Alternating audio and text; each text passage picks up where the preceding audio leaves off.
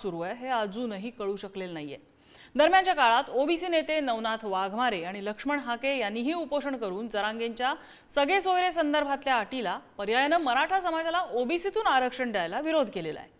आता मराठा ओबीसी समतोल साधायचा कसा हा प्रश्न सरकारसमोर नक्कीच आहे। मात्र प्रत्येक वेळी या आरक्षणाबाबत विचारणा केली असता कुणावरही अन्याय होणार नाही, सर्वांना पसंतीला पडेल असं आरक्षण देऊ असं सरकारकडून वारंवार सांगण्यात येते। पण सर्वांचं समाधान करणारं म्हणजे काय, ते आरक्षण कसं देणार या प्रश्नाचं उत्तर मात्र वारंवार डावललं जातंय। त्यामुळे या घडीला एकच मोठा प्रश्न आहे, तो म्हणजे अल्टिमेटम शनिवारी संपणार आहे, पण या आरक्षणाचा तिढा कसा सुटणार।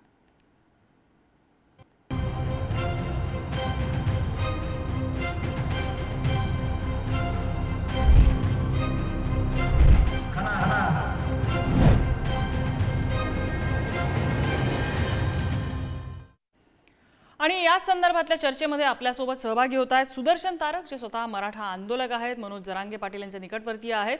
यासोबत ओबीसी नेते लक्ष्मण हाके, जे उपोषणाला सुद्धा बसलेले होते, ते काही वेळा चर्चेत येतील। तर शिंदेंच्या शिवसेनेचे प्रवक्ते योगेश केदार इथे सरकारची बाजू मांडतील।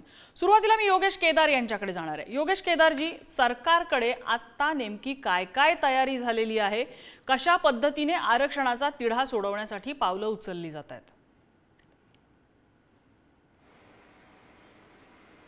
नक्कीच मान्य एकनाथ शिंदे साहेबांच्या नेतृत्वामध्ये असलेले हे जे सरकार आहे, हे सरकार सगळे सोयरेच्या संदर्भामध्ये अत्यंत संवेदनशील असून त्या संदर्भामध्ये पावलं उचलण्याचं काम चालू आहे। लवकरात लवकर मान्य मनोज जरांगे पाटलांचं जे काही उपोषण आहे आणि ती मागणी जी आहे, ती मागणी सगळे सोयरेच्या संदर्भातली पूर्ण होईल असं चित्र दिसतंय आणि ते होणार आहे। शिंदे साहेबांनी शब्द दिला आहे, मंत्री महोदयांनी ही आंदोलनाच्या ठिकाणी जाऊन तसा शब्द दिलेला आहे। मुळामध्ये ह्या आरक्षण मागणीच्या आंदोलनामधला मी एक घटक आहे, पण काही काळापूर्वी समाजाच्या ज्या काही बाजू सरकारमध्ये मांडण्याची आवश्यकता आहे आणि इथून फॉलोअप घ्यायचा विषय आहे, तो फॉलोअप घेण्यासाठी म्हणून मी इथं सरकारमध्ये आलेलो आहे। आणि आल्यापासून शिंदेसाहेब आणि देवेंद्रजी अजितदादा ह्या सरकारमध्ये फार सिरियसली काम होतं हे इथं दिसतंय। पण बऱ्याच अडचणीसुद्धा आहेत, प्रशासकीय अडचणी आहेत, कायदेशीर अडचणी आहेत, न्यायालयीन निवाड्याच्या अडचणी आहेत। त्या सगळ्यांमधून मार्ग काढण्याचा प्रयत्न सध्या जोरात सुरू आहे आणि लवकरात लवकर आपल्याला महाराष्ट्रामध्ये हे जे काही ओबीसी विरुद्ध मराठा असं जे काही उभा करण्याचा प्रयत्न चाललेला आहे, ह्या सगळ्या गोष्टी आपल्याला थांबवाव्या लागणार आहेत। म्हणून शासनसुद्धा गंभीर आहे आणि मी सरकारचा प्रवक्ता तरी आहेच, पण आंदोलक म्हणून एक आहे, आम्हाला ह्या सगळ्या गोष्टीमध्ये मार्ग निघावा अशी भूमिका आमची सुद्धा आहे।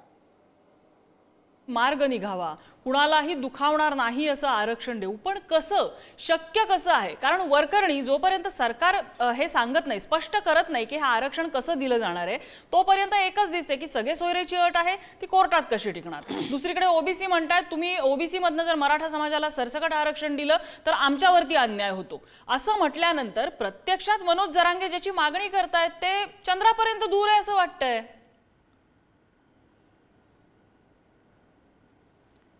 नाही बघा, मनोजदादा जरांगे पाटील जी आता मागणी करतायत तीच मागणी गेले 3 वर्ष मी सुद्धा करत होतो आणि मराठा समाज म्हणून आमची तीच भूमिका आहे की मराठा समाजाचा हक्क आणि हिस्सा 50% आत आहे। आता फक्त काय झाले, काही लोकांनी राजकीय भूमिका घेतल्यामुळे म्हणजे भुजबळ साहेबांपासून असतील काही लोकांनी जाणीवपूर्वक ह्या सगळ्या गोष्टींमध्ये आडकाठी आणायचा प्रयत्न केलेला आहे आणि त्यामुळे अडचणी वाढल्या आहेत। आणि माननीय शरदचंद्रजी पवार साहेबांचे असतील किंवा उद्धव साहेब असतील, ह्या सगळ्या लोकांच्या विरोधकांच्या आणि यांच्यामध्ये एक ह्या गोष्टीचं भांडवल, राजकीय भांडवल करून आपण सरकारने जर निर्णय घेतला तर त्यांच्या विरोधात प्रचार करून तो मतदार कसा एकत्र करता येईल या संदर्भाने सगळ्या चालल्यामुळं विरोधी आणि सत्ताधारी हे कुणीही सत्तेवर असले तरी याबाबतीत 10दा विचार करायला लागलेले आहेत। आमचं असं म्हणणं आहे, आजही संध्याकाळी सह्याद्री अतिथीगृहावरती सर्वपक्षीय राजकीय नेत्यांची बैठक आहे। माननीय शरदचंद्रजी पवार तिथं उपस्थित असणार आहेत, असायला पाहिजेत, अजून निश्चिती नाही। उद्धव साहेबांनी असलं पाहिजे आणि त्यांनी बोललं पाहिजे की मराठा समाजाला 50% आत जर काय हा सामाजिक आणि शैक्षणिक मागास त्याला द्या,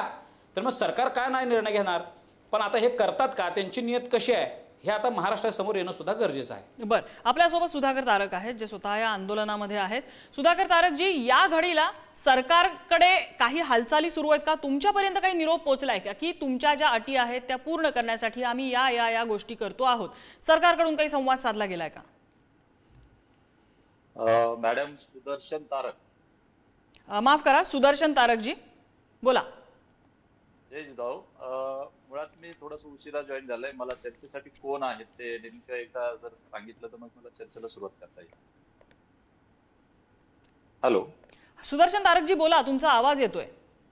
मी म्हटलं चर्चेला कोण आहेत?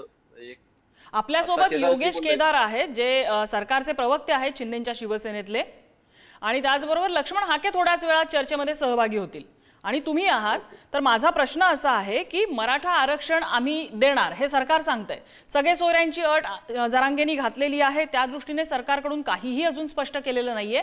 आणि ओबीसी समाज, मराठा समाज यांच्यापैकी कुणाचंही नुकसान होणार नाही असं आरक्षण आम्ही देऊ, असं सरकारकडून त्यांचे मंत्री, आमदार, खासदार सगळंच सांगतात.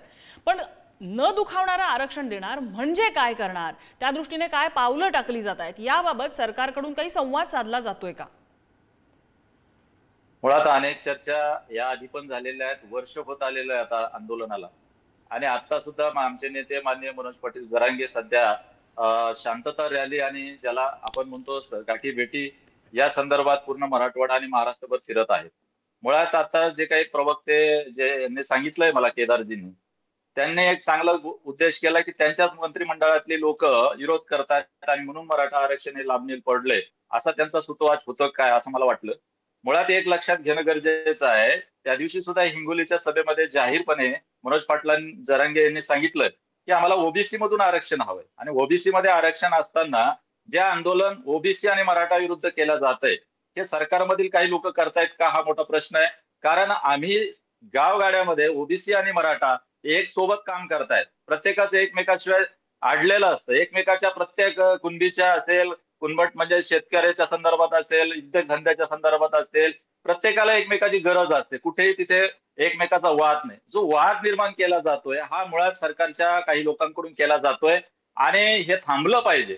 मराठा आणि ओबीसी किंवा 18 पगड जाती एक पणाने बांधलेल्या ज्या छत्रपती शिवाजी महाराजांच्या काळामध्ये मावळा या शब्दामध्ये बांधलं होतं, तेच आजपर्यंत चालू आहे. आणि पुरोगामी महाराष्ट्राला या धुपळी निर्माण करून जे काही राजकारण करू पाहत आहे, सत्तेची रोटी किंवा भाजी त्यावर भाजल्या जाते भाकरी, ती कुठेतरी लांछनास्पद आहे असं मला वाटतं. सरकार सोबत जी काही आता जे काही आपण म्हटलात निखिलाजी, एक गोष्ट आपण सांगितली आहे की कुठेही इतर लोकांच्या किंवा इतर समाजाला कुठेही दुखावल्या जाणार नाही अशा प्रकारचं सरकार आपल्याला या ठिकाणी आरक्षण देते का? आमची मुळात मागणी आहे की मराठवाड्यातला हा जो मराठा आहे हा पहिला ओबीसी होता आणि त्यांचे कुणबी नोंदी सापडत आहेत. आणखी आपण जर जलद गतीनं सापडण्याचा प्रयत्न केला, आदेश दिले, शिंदे समितीला मुदत वाढ दिली, तर नक्कीच आणखी त्यावर प्रक्रिया होईल. आणि राहिलेला जो मराठवाड्यातला असणारा किंवा महाराष्ट्रामधला असणारा मराठा हा कुणबी त्याची नोंद सापडेल आणि तो ओबीसी मध्ये जाईल. आता जे काही लक्ष्मण हाके साहेब या ठिकाणी आंदोलन करतात किंवा ओबीसी आणि मराठा या ठिकाणी संघर्ष निर्माण होतो. धनगर समाजाला एजीएनटी मध्ये ऑलरेडी त्यांना आरक्षण आहे, बंजारी समाजाला सुद्धा आरक्षण आहे. मुळात हा 19% आमचे मनोज पाटील जरांगे यांनी सांगितलं त्या दिवशी हिंगोलीच्या सभेमध्ये, परभणीच्या सभेमध्ये सुद्धा काल सांगितलं की हा 19% मधला ओबीसीचा संघर्ष आहे. इथे उगाच कोणीतरी यायचं, आंदोलन करायचं आणि या ठिकाणी सगळ्या मराठा समाजाचं आणि ओबीसी समाजाचं भांडणं लावायचं, दंगली घडून आणायच्या एक समाजामध्ये, हे कुठेतरी थांबलं पाहिजे. सुदर्शन तारकजी, हाकेंची जी मागणी आहे त्यांचं असं म्हणणं आहे की ज्यांच्या नोंदी सापडत आहेत, ज्यांच्याकडे कुणबी प्रमाणपत्र आहे, त्यांना ओबीसी मधनं आरक्षण मिळण्याला काही आक्षेप नाहीये. मात्र सरसकट सगळे सोयरे हे जे शब्द आहेत, या ज्या मागण्या आहेत त्याला त्यांचा विरोध आहे. त्यांचं असं म्हणणं आहे की यामुळे जो मराठा आज ताकदवान आहे तो मराठा सुद्धा आरक्षणाच्या घेऱ्यामध्ये येतो आणि त्यामुळे ज्यांना खरंच आरक्षणाची गरज आहे असा ओबीसी समाज हा वंचित राहतो आरक्षणापासून, असा त्यांचा दावा आहे. हे बिलकुल मला हास्यास्पद वाटतं की हाकेचे जे आंदोलन करतायत नेमकं व्हीजीएनटी साठी करतायत का ओबीसी साठी करतायत किंवा मराठ्याला विरोध म्हणून करतायत का, हा मोठा प्रश्न आहे. मुळात निखिला जे एक लक्षात घेणं गरजेचं आहे, आम्ही काय म्हणतोय की जे काही सरकारचं गॅजेट आहे, हैदराबाद गॅजेट जे आपण म्हटलेलं आहे, ते निजामाचं गॅजेटच्या नुसार आम्ही ऑलरेडी त्या ठिकाणी कुणबी होतो आणि ओबीसी मध्ये होतो. मग 1967 नंतर आम्हाला किंवा त्याच्या आधी आम्ही जर ओबीसी होतो, त्या ठिकाणी कुणबी होतो, तर मग आम्हाला त्या ठिकाणून कोणी काढलं, हा मोठा प्रश्न आम्हाला हाकेजींना विचारायचा. ते माझे प्राध्यापक म्हणून काम करत होते, मग त्यांचा अभ्यास बी असावा चांगल्या पद्धतीने. मुळात त्यांनीच ह्या प्रश्नाचं उत्तर द्यावं असं मला वाटतं. आणि उगाच मराठ्यांना ओबीसी मध्ये येण्यापासून रोखू नये. नोंदी आहेत त्यांना 100% ते गेलेले आहेत, जात आहेत, ज्यांच्या नोंदी सापडल्या ते सुद्धा मराठा कुणबी म्हणून ओबीसी मध्ये आरक्षण घेत आहेत. मुळात आमचं म्हणणं आहे जे राहिलेला मराठा समाज आहे तो हैदराबाद गॅजेट असेल, निजामकालीन गॅजेट असेल, जी जनगणना झालेली आहे निजामकालीन काळामध्ये किंवा इंग्रजाच्या काळामध्ये, किंवा जो काय आयोग निर्माण केला होता त्या काळामध्ये, या सगळ्याचा संदर्भ घेता सरकारने यावर चांगला अभ्यास करावा आणि सरकारने जास्त लांबू नये याच्यामध्ये आणि तात्काळ मराठ्यांना ओबीसी मध्ये आरक्षण द्यावं ही आमची मागणी आहे. लक्ष्मण हाके येतील थोड्या वेळात. माझा योगेश केदारांना प्रश्न आहे की या क्षणाला सगळे सोयरे आणि सरसकट आरक्षण ही जी मागणी जरांगेंकडनं येते ती प्रॅक्टिकली शक्य आहे का?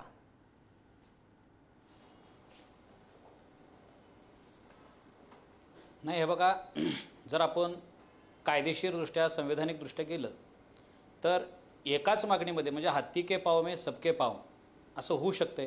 म्हणजे मराठा हा शब्द ओबीसीच्या यादीमध्ये समाविष्ट करणं, पण ते राजकीय पक्ष करत नसल्यामुळं जरांगे पाटलांनी तो एक नवा ऑप्शन समोर ठेवला असावा असं वाटते.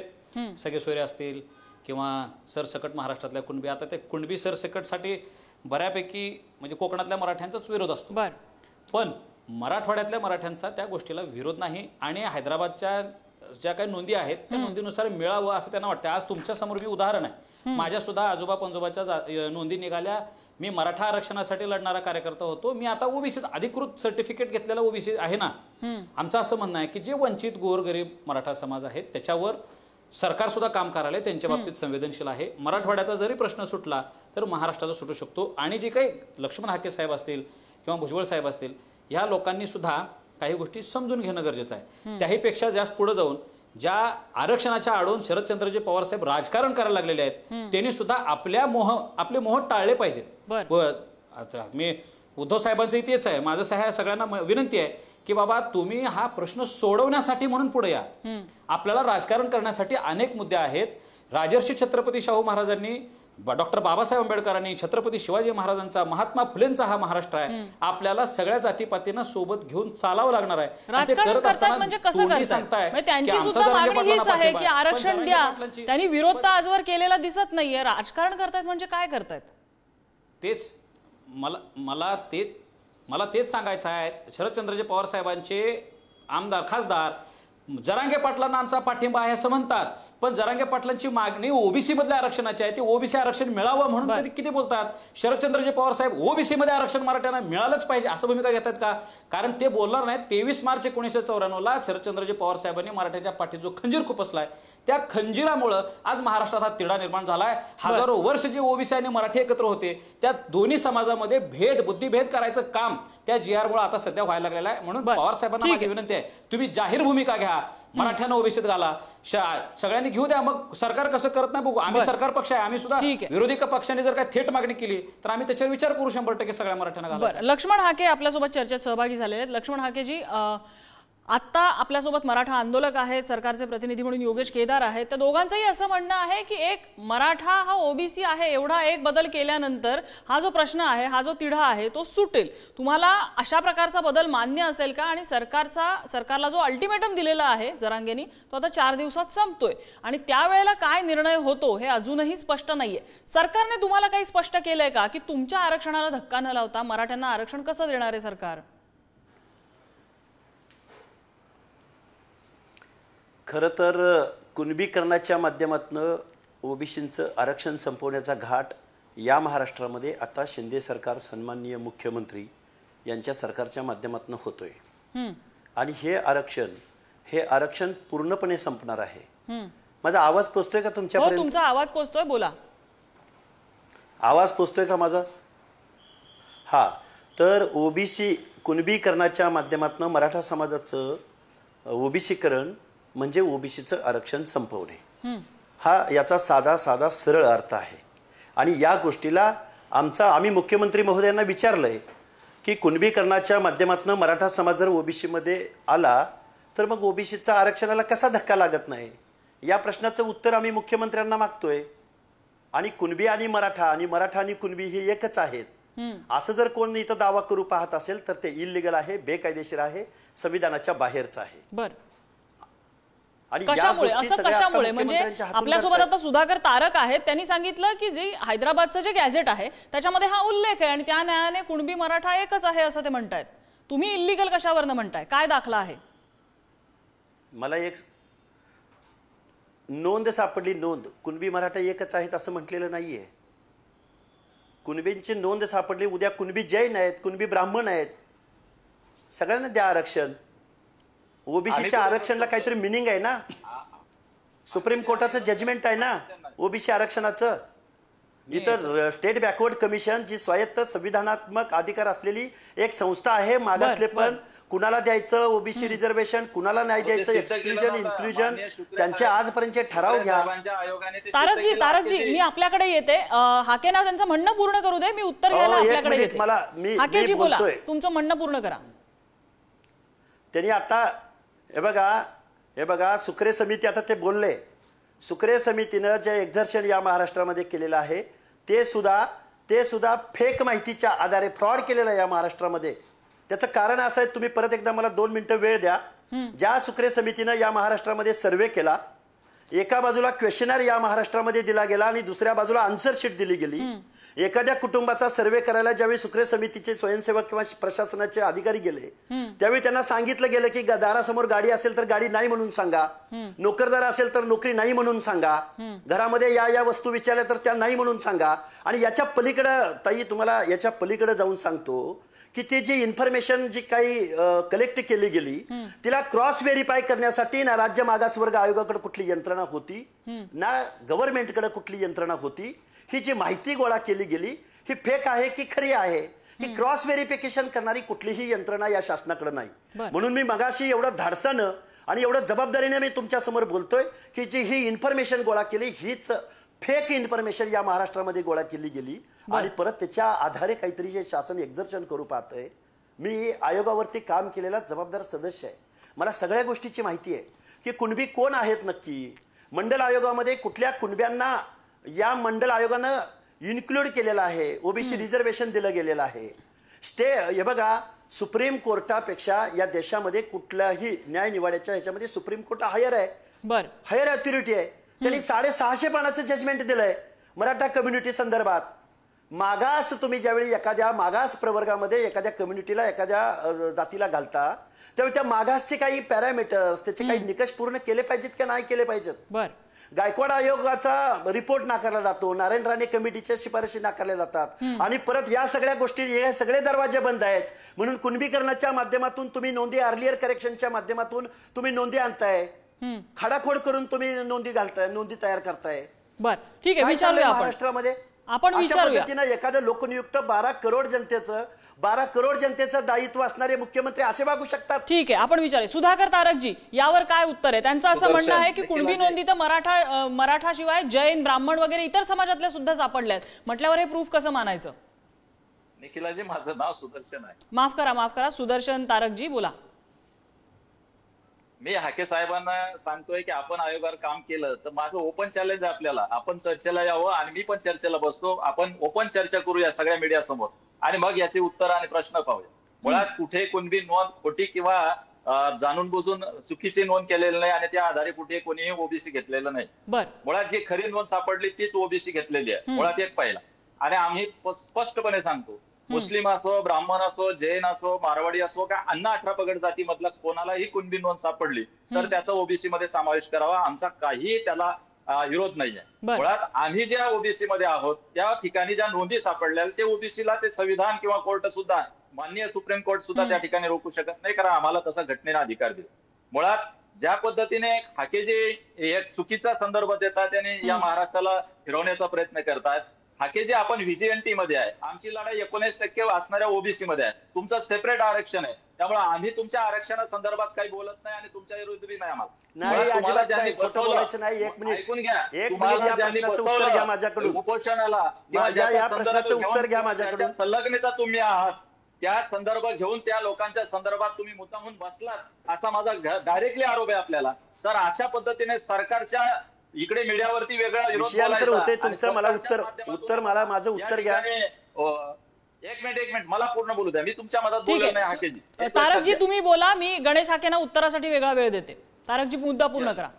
आता जे काही सुक्रे समिती असतील, गायकवाड आयोग असेल, मंडल आयोग असेल किंवा जेवढे आयोग झालेले आहेत त्या सगळ्या आयोगाने ज्या शिफारसी केलेल्या आहेत, बापट आयोग असेल त्याच्यामध्ये सुद्धा तुम्ही जर शिफारसी पाहिल्या तर त्या सगळ्या काय कुणबी नोंद सापडलेल्या आहेत. मराठा कुणबी होता याची नोंद आहे. गायकवाड सुक्रे समितीने जे काही डाटा केलाय, गोखले इन्स्टिट्यूटच्या नागपूर येथील गोखले इन्स्टिट्यूट आहे, प्रसिद्ध आहे. सगळ्या मागासवर्गीय आयोगांचा डाटा किंवा अनेक आयोगांचा डाटा त्यांच्यावर विश्वासार्हता आहे म्हणून सरकारने त्यांना जे आयोगाचं पूर्ण काम दिलं होतं ऑनलाईन झालेलं आहे. सरकारकडे हा डाटा आहे आणि सरकारकडे हा डाटा आहे, आयोगाकडे हा डाटा आहे. याचं सगळं व्हेरिफिकेशन झाल्याशिवाय तज्ञ त्याच्यावरती असणारे सदस्य आहेत, हे सगळं व्हेरिफिकेशन झाल्याशिवाय कुठेही नोंद किंवा चुकीचा संदर्भ देऊ नका. मुळात ज्या दिवशी हे आंदोलन चालू होतं, मुंबई येथे मान्य जरांगे पाटील आंदोलनाला जात होते. अनेक घरचे मराठा समाजाचे जेवढे काही म्हणजे जो काही कुटुंब प्रमुख आहे तो त्या ठिकाणी त्यांच्या सोबत आंदोलनात होता. त्यामुळं जे काही शिकलेले मराठा समाजातले तरुण आहेत किंवा आमच्यासारखे लोक आहेत,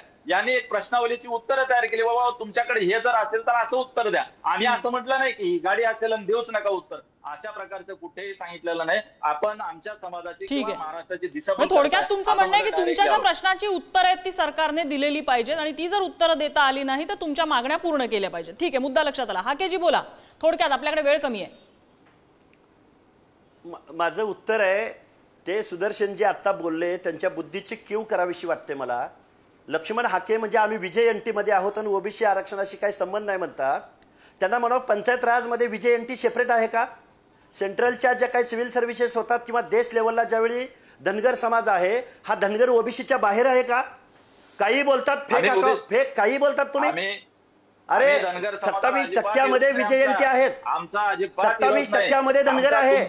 सांगितलं कुणी यांना ओबीसीच्या बाहेर धनगर आहे? यांना सांगितलं कुणी? आणि चॅलेंज करतात, चर्चेचं चॅलेंज करतात तुम्ही. तुम्हाला कळतंय का धनगर ओबीसीच्या बाहेर आहे का? कुणी सांगितलं तुम्हाला? काय नॉलेज आहे तुमची? काय नॉलेजची डेप्थ आहे तुमच्या? काही बोलताय तुम्ही. बर, काय चर्चेला तुमचं इथंच कळतं ना नॉलेज. एक नक्की आहे हाकेजी आणि तारकजी की हा मुद्दा अभ्यासाचा आहे आणि अभ्यास न करता जर अपुऱ्या माहितीच्या आधारे हे इथे आरक्षणाचं पाऊल उचललं गेलं तर ते कोर्टात नक्की चॅलेंज होऊ शकतं. त्यामुळे पूर्ण अभ्यासाअंतीच सरकारने जे काय आहे ते पुढील हालचाल करणं अपेक्षित आहे. अगदी माझ्याकडे शेवटची 15 सेकंद आहेत. योगेश केदारजी, सरकार आता जे काही पावलं उचलणार आहे ती कोर्टात चॅलेंज होऊ शकतात, ह्याची शक्यता या वादावरनं आपल्याला जास्त दिसते. तसं झालं तर काय फायदा काय मग अशा आरक्षणाचा?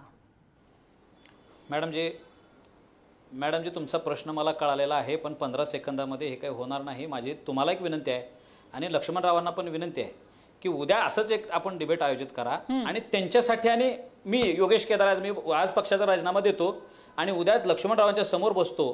त्यांनी त्यांचे काय जे कायदेशीर वगैरे जे बोलतात, संविधानिक शब्द वगैरे तोंडात घेऊन बोलतात, त्याच्यावर मलाही उत्तर द्यायचं आहे. आज ह्या जाहीर माझं त्यांना आव्हान आहे लक्ष्मणरावला की तुम्ही कागद घेऊन बसू, मी सुद्धा बसतो. बाकीचं सोडा, घेतो, मला काही मर्यादा पडायला केस लॉ घेऊन येतो तुमच्या समोर. तुम्ही वेगळे म्हणून तुम्ही वेगळे म्हणून सिद्ध करून दाखवा. तुम्ही महात्मा ज्योतिराव फुल्यांच्या शेतकऱ्याचा आसूड वाचलेला नाही याचा अर्थ आहे. दाखवतो उद्या महात्मा ज्योतिराव फुल्यांच्या शेतकऱ्याचा आसूड वाचलेला नाही. भूषण तुम्ही जजमेंट आहे. औरंगाबाद खंडपीठाच्या बीएच मारलापल्लीची केस आहे. कसं आहे आता या क्षणी भांडता येण्यासारखे अनेक मुद्दे आहेत, वादाचे अनेक मुद्दे आहेत. मात्र नुसता वाद करून काय मिळणार आहे? ना ओबीसींचं समाधान होणार आहे, ना मराठा समाजाचं समाधान होणार आहे, कुणाचंच समाधान होणार नाही. फक्त वादाला फोडणी दिली जाईल. असं एखादा सुवर्ण मध्य सरकारला काढता येईल का की ज्यामधनं ओबीसी समाजाचंही समाधान होईल, मराठा समाजाचंही समाधान होईल? तसं शक्य होईल का? दोन्ही समाजांचा मान राखून, त्यांचा समतोल, त्यांच्या मागण्या लक्षात घेऊन काही सुवर्ण मध्य काढता येईल का? ही तारेवरची कसरत सरकार कसं करतंय हे आपल्याला बघायला लागणार आहे. अन्यथा हा वाद सुद्धा राजकारणासाठीच पेटवला जातोय, कारण विधानसभा तोंडावरती आहे, असंच यामधनं कन्क्लुजन निघेल. अर्थात थोड्या वेळामध्ये सरकारची बैठक आहे आणि या बैठकीमध्ये पुढे काय होतं हे आपल्याला बघावं लागेल. अपडेट तुमच्यापर्यंत पोहोचवत राहू. तुर्तास चर्चेचा धुरळा इथेच शमलेला आहे. या तीनही मान्यवरांनी आपल्याला चर्चेसाठी वेळ दिला, तिघांचेही आभार. आज इथेच थांबतोय. पाहत रहा पुढारी न्यूज.